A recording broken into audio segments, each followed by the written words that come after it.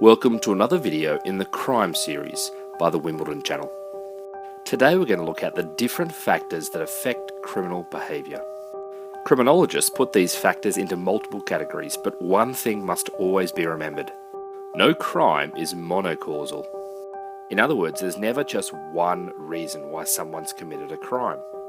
So what are these categories? One of the most prevalent categories are psychological factors. A proportion of criminal acts are committed by people who are suffering from various mental illnesses. That's what you'd call a mitigating factor and is taken into account both during the criminal investigation process and during sentencing. Another major category is economic factors. For example, a large portion of criminal acts are committed by people suffering from poverty. This often goes hand in hand with a lack of education and either unemployment or menial low-paying jobs. Social factors is also quite prevalent when we're looking at the causes of crime.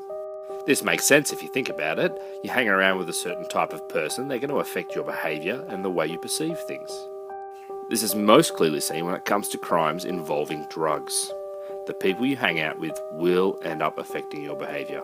Which reminds me, don't smoke crack. Next we come to the category of self-interest.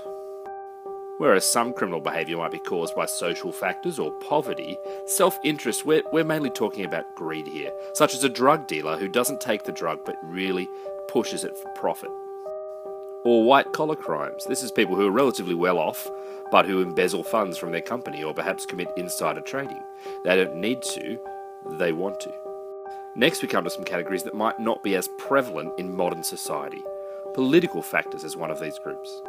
We're talking here about crimes against the sovereign, such as treason, or maybe trying to assassinate the king, hence not perhaps that prevalent anymore.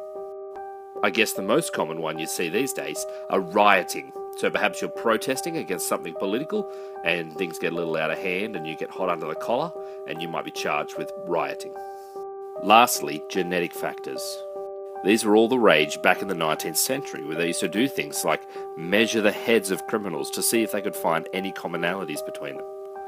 As our technology's gotten more and more sophisticated, however, we've done studies using DNA and we've pretty much debunked every genetic theory when it comes to criminals. So there's a quick rundown of the factors affecting criminal behaviour: social, economic, political, genetic, self-interest, and psychological. Any questions? Comment below, and don't forget to like and subscribe.